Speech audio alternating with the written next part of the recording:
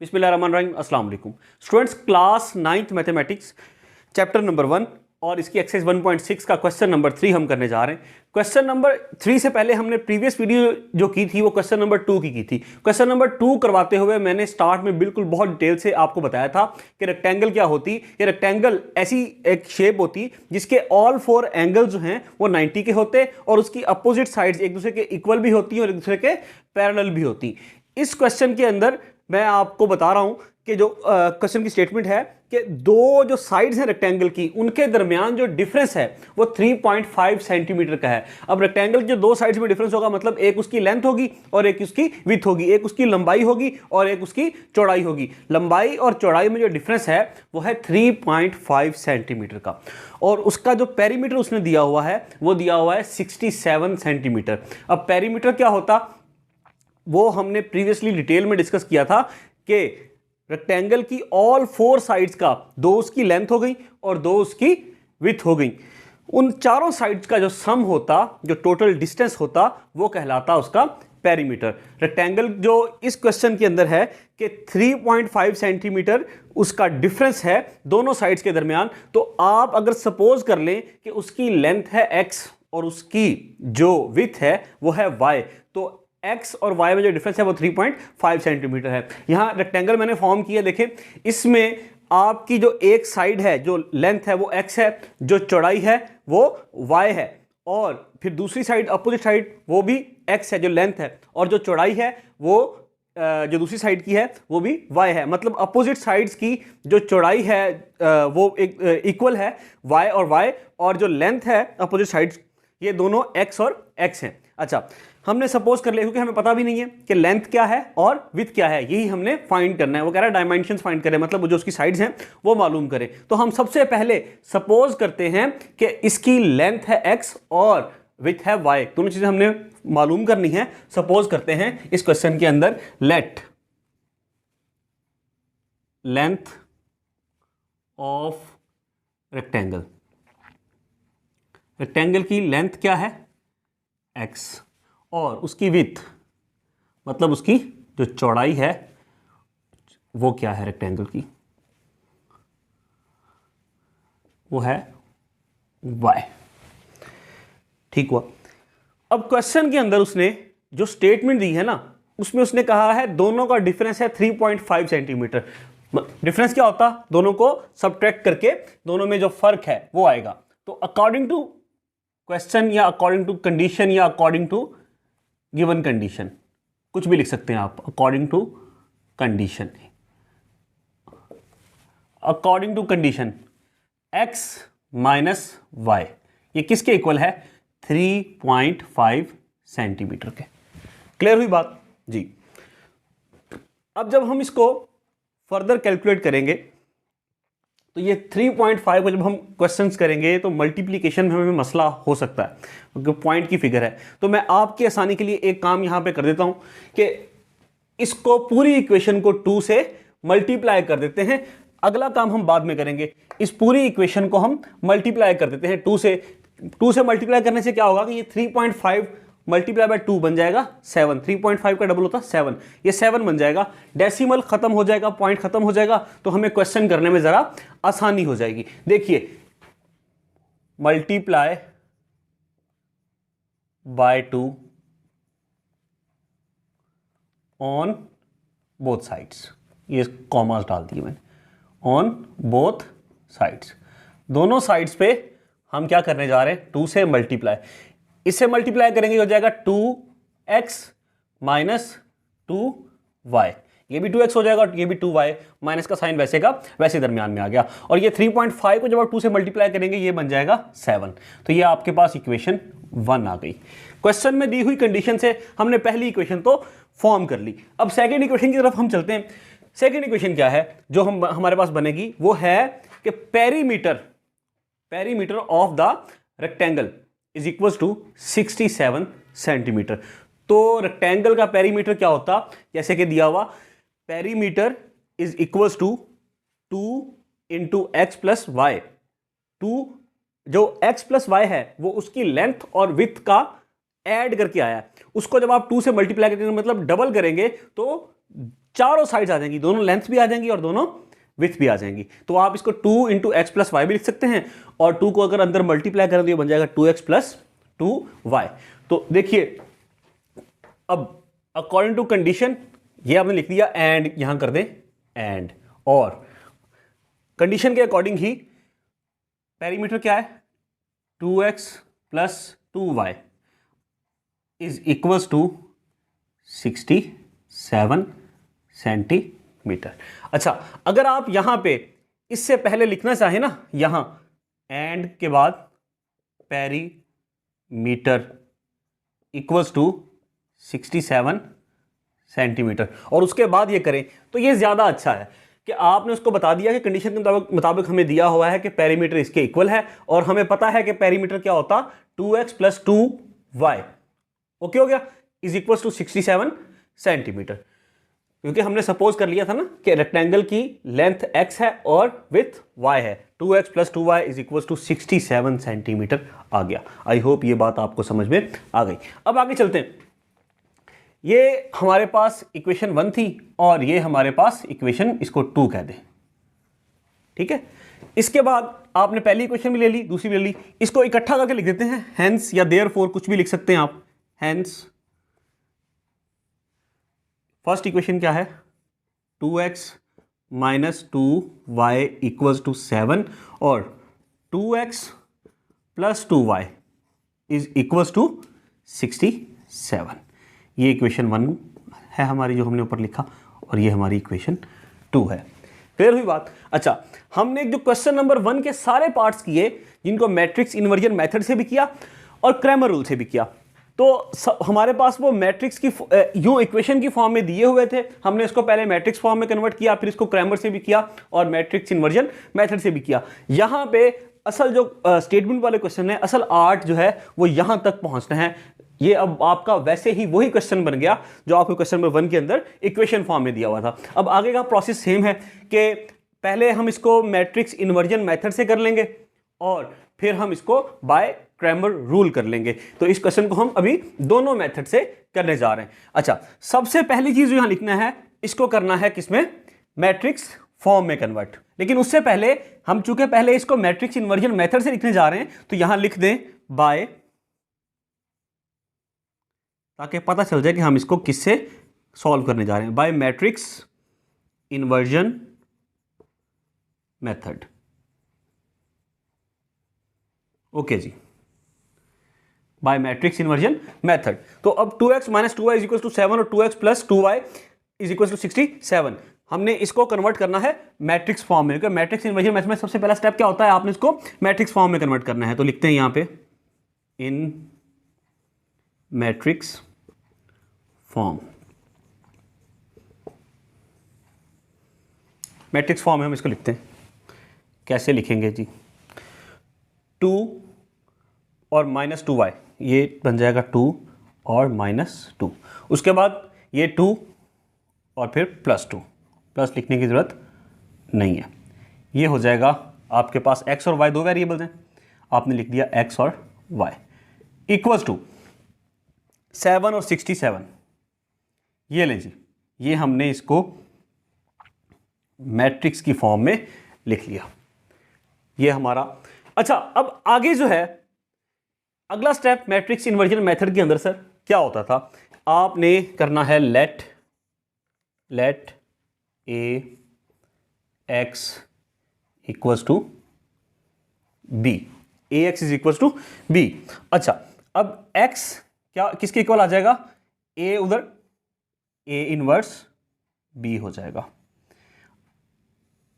इसको आप नाम दे दें इक्वेशन, ऊपर 1 और 2 है तो इसको इक्वेशन 3 का नाम दे दें। अब हमने इसको बताना है कि यहां a क्या है और b क्या है। जैसे मैट्रिक्स इन्वर्जन मेथड करते थे, हमने इसके क्वेश्चन 1 के 8 पार्ट्स किए, क्वेश्चन नंबर 2 भी किया, वैसे ही है। आई होप ये अब आपको आता तो होगा। Where a is equals to a is equals to 2 minus 2, 2 minus 2, 2 और 2, और b इज इक्वल्स टू क्या है 7 और 67 और x क्या है? x है हमारे पास x और y। क्लियर होगी बात? हमने x is equal to a inverse b, x हमारे पास आ जाएगा, हम x को फाइंड कर लेंगे कैसे? जब हमारे पास a इनवर्स और b होंगे। b तो सर हमारे पास ऑलरेडी गिवन है, a इनवर्स हमने निकालना है। तो किसी भी मैट्रिक्स का इनवर्स निकालने के लिए हमें दो चीजें चाहिए होती हैं। सबसे पहली चीज हमें उसका डिटर्मिनेंट चाहिए, सेकंड हमें क्या चाहिए? हमें उसका एडजॉइंट चाहिए।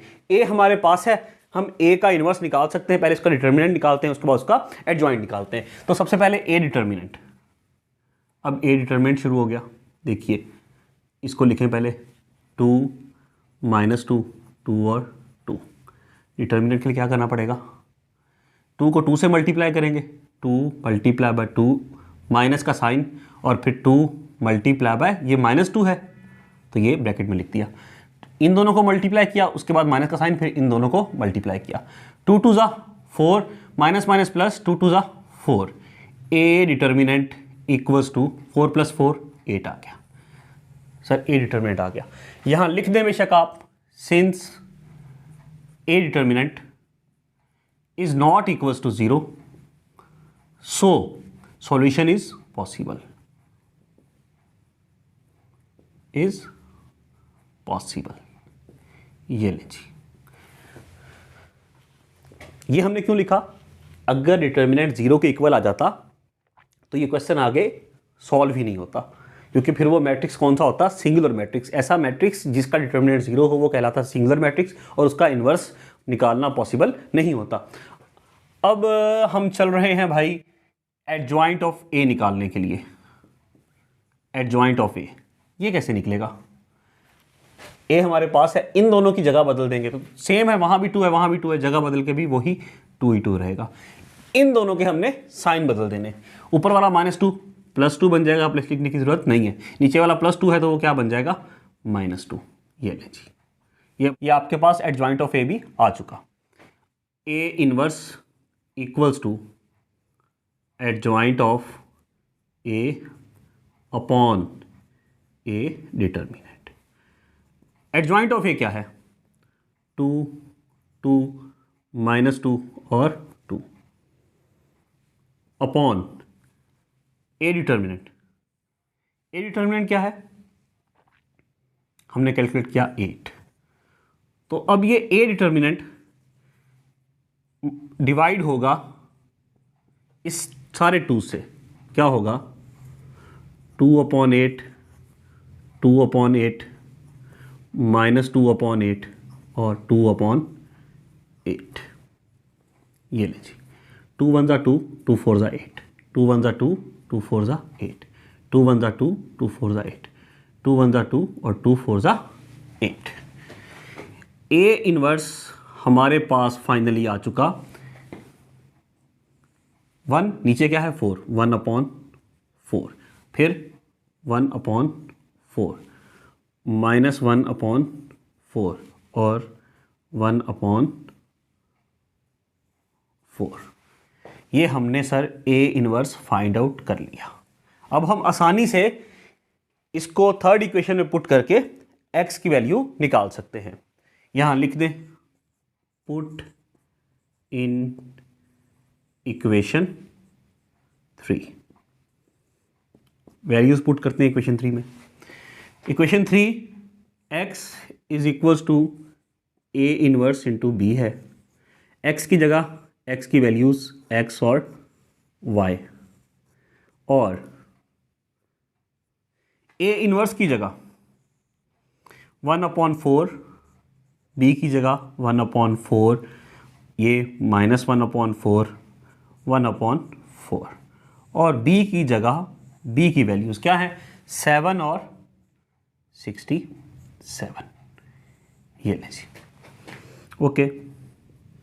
अब सबसे पहले इनको मल्टीप्लाई करते हुए 1/4 7 से मल्टीप्लाई होगा तो ये हो जाएगा, जब 1/4 7 से मल्टीप्लाई होगा ये बन जाएगा 7/4। 7 7 और 4 नीचे आ गया। अब 1/4 67 से मल्टीप्लाई होगा प्लस ये हो जाएगा 67/4। क्लियर हुआ? अब -1/4 7 से मल्टीप्लाई करेंगे, ये हो जाएगा -7/4।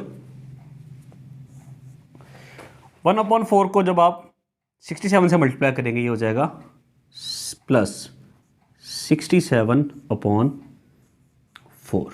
आई होप ये समझ में आ गया। यहाँ क्या है, x और y, ये हमने वैसे का वैसे लिख दिया। यहाँ तक हम क्लियर हो गए। अब हम आगे चलते हैं। देखिए दरमियान में यहाँ इक्वल का साइन भी होगा, x और y इक्वल 7/4 और 67/4 दोनों के डिनोमिनेटर सेम है। जब डिनोमिनेटर सेम हो तो एलसीएम वही हो जाता। 7 और 67 दोनों वैसे के वैसे ही आ जाएंगे क्योंकि डिनोमिनेटर सेम है। अब बारी आई, यहां भी डिनोमिनेटर सेम है तो वो डिनोमिनेटर ही एलसीएम हो जाएगा, और डिनोमिनेटर सेम होने की वजह से ऊपर वाले नंबर वैसे के वैसे, -7 + 67। लीजिए 67 + 7 क्या आ जाएगा, 74/4। 67 - 7 क्या होगा, 60/4। यहां x, यहां y। अच्छा, x और y को अब हम लिखने जा रहे हैं। देखिए ये 74 और /4 कटते हैं जी सर, 2 × 2 = 4, 237। ये आया 37/2, और ये कटते हैं 4 × 1 = 4, 4 × 15 = 60। क्या आया, 15। अच्छा, 37/2 जब आप डिवाइड करेंगे तो करके देख लें साइड पे, 37 / 2, 2 × 1 = 2, 1 बच गया, 17 नीचे, 2 × 8 = 16, 1 बच गया, पॉइंट लगाया, 0 लग गया, 2 × 5 = 10। तो आंसर क्या आया, 18.5। हमारे पास क्या आया डेसिमल में, 18.5, और ये 15। हमें x की वैल्यू भी पता चल गई और y की वैल्यू भी पता चल गई। x क्या आया, 18.5, और y क्या आया, 15।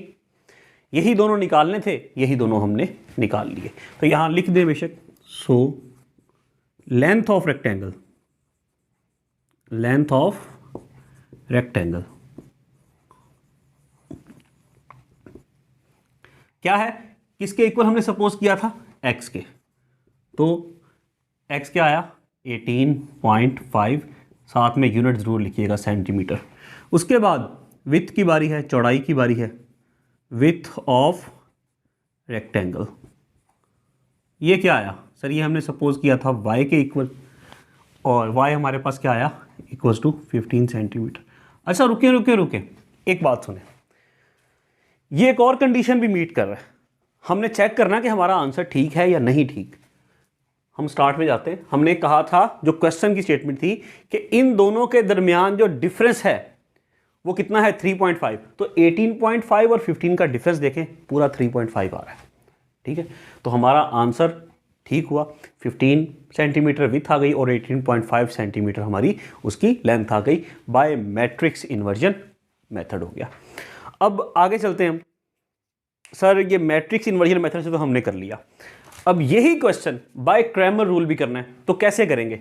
तो क्रैमर रूल करते हुए ना, ये जो सारा प्रोसेस है ना, ये आप यूं ही करेंगे, ये भी वैसे ही करेंगे, ये भी वैसे ही करेंगे, ये भी वैसे करेंगे, ये भी वैसे करेंगे, यहां तक हम एज इट इज आएंगे। और फिर उसके बाद हमने जहां लिखा हुआ ना बाय मैट्रिक्स इन्वर्जन मेथड, यहां इसको अब हम रेज कर देंगे और यहां पे हम लिख देंगे कि बाय क्रैमर्स रूल। देखिए सारा प्रोसेस हमें दोबारा करने की जरूरत नहीं है, यहां लिखेंगे बाय क्रैमर्स रूल। लें सर, हमने ये तो राइट कर दिया, और यूं हमने लिख लेना है। ये लिखने के बाद इसको मैट्रिक्स फॉर्म में हमने राइट कर देना है। ये सारा जो है, ये प्रोसेस हमें दोबारा करना पड़ेगा क्योंकि इसका लिंक जो है वो क्रैमर रूल से नहीं है।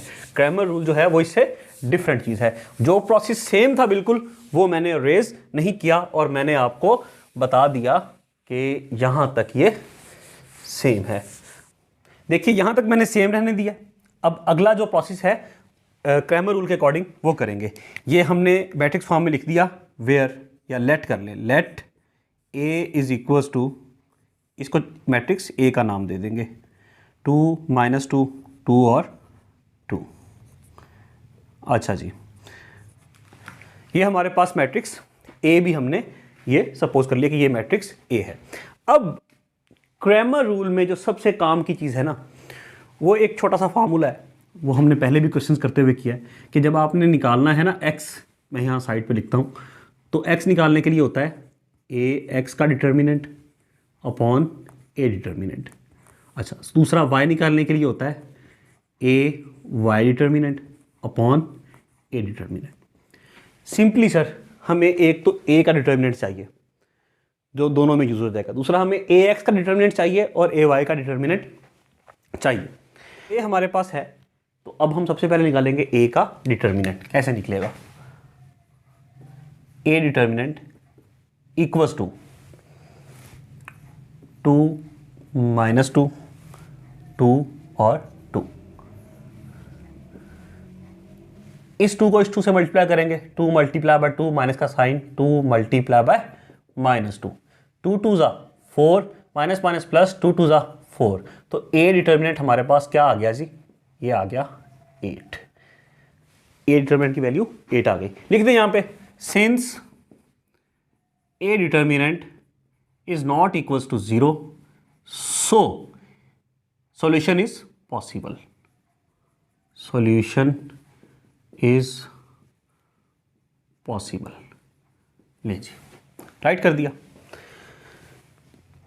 ए डिटर्मिनेंट 8 है। अब अगला स्टेप जो है ना वो काम का, जैसे हमने कहा कि वहाँ हमें ए एक्स डिटर्मिनेंट चाहिए और ए का डिटर्मिनेंट चाहिए। ए का डिटर्मिनेंट हमने निकाल लिया। अब अगले में हम ए एक्स का डिटर्मिनेंट निकालेंगे। सबसे पहले हम निकालेंगे कि ए एक्स क्या है, तभी तो उसका डिटर्मिनेंट निकलेगा। ए एक्स के लिए ए क्या था? 2 2 -2 2। जो सेकंड कॉलम है ना वो हम लिख देंगे यहां पे, और जो फर्स्ट कॉलम है वो खाली छोड़ा हुआ, उसकी जगह ये वैल्यूज लिख देंगे जो इक्वेशन के इस साइड पे है। अब इसका हम निकालते हैं डिटर्मिनेंट। 7 -2 67 और 2। 7 मल्टीप्लाई बाय 2 माइनस का साइन 67 मल्टीप्लाई बाय -2। 7 2 जा 14 माइनस माइनस प्लस 67 को 2 से मल्टीप्लाई करेंगे तो 134 आ जाएगा। ये आ जाएगा 148। ए एक्स का डिटर्मिनेंट हमारे पास आ गया 148। एक्स निकालना अब आसान है। एक्स है ए एक्स का determinant upon A determinant. A x का डिटर्मिनेंट क्या है? 148 अपॉन ए का डिटर्मिनेंट क्या है? 8। अब इनको सॉल्व करते हैं। ये कटते हैं। सबसे पहले तो ये 4 के टेबल में कटेंगे सर। 4 2 जा 8, 4 3 जा 12 और 2 चला गया इधर 28 हो गया। 4 7 जा 28, क्या बचा? 37 अपॉन 2। 37 को 2 से डिवाइड करेंगे तो हमारे पास क्या आएगा? 18.5 सेंटीमीटर एक्स आ गया। अभी हमने करके भी देखा था यहाँ पे ना, जब हम मैट्रिक्स इन्वर्जन मेथड कर रहे थे। ओके, एक्स हमने निकाल लिया। अब बारी है वाई निकालने की। वाई निकालने के लिए सबसे पहले हमें निकालना होगा ए वाई। तो ए वाई के लिए ए का जो फर्स्ट कॉलम है वो वैसे का वैसे राइट कर देंगे हम, और जो सेकंड कॉलम है उसको खाली छोड़ दिया। सेकंड, अब हम वाई की दफ़ा इन एलिमेंट्स को सेकंड कॉलम में लिखेंगे, 7 और 67। इसका डिटर्मिनेंट भी हम निकाल लेते। अब इसको लिख लिया इस फॉर्म में, 2 7 2 67। डिटर्मिनेंट करने के लिए, निकालने के लिए क्या करना होता है? हमें पता है कि मल्टीप्लाई करना है। 2 को 67 से, फिर 7 को 2 से। 2 मल्टीप्लाई बाय 67 माइनस का साइन आ गया 2 मल्टीप्लाई बाय 7। 67 को 2 से मल्टीप्लाई करेंगे तो आंसर क्या आएगा? 134 माइनस 7 2 जा 14, क्या आ गया? 120। ए वाई का डिटर्मिनेंट आ गया 120। वाई कैसे निकलेगा जी? A y determinant upon A determinant. A y determinant क्या है? 120 लिख दिया हमने। अपॉन ए डिटर्मिनेंट क्या है जी, 8 हमने निकाला हुआ। अब ये डिवाइड होता है जी, 8 1 ज़ा 8, 8 15 ज़ा 120 करके देख लीजिएगा। तो y की वैल्यू हमारे पास क्या आई 15।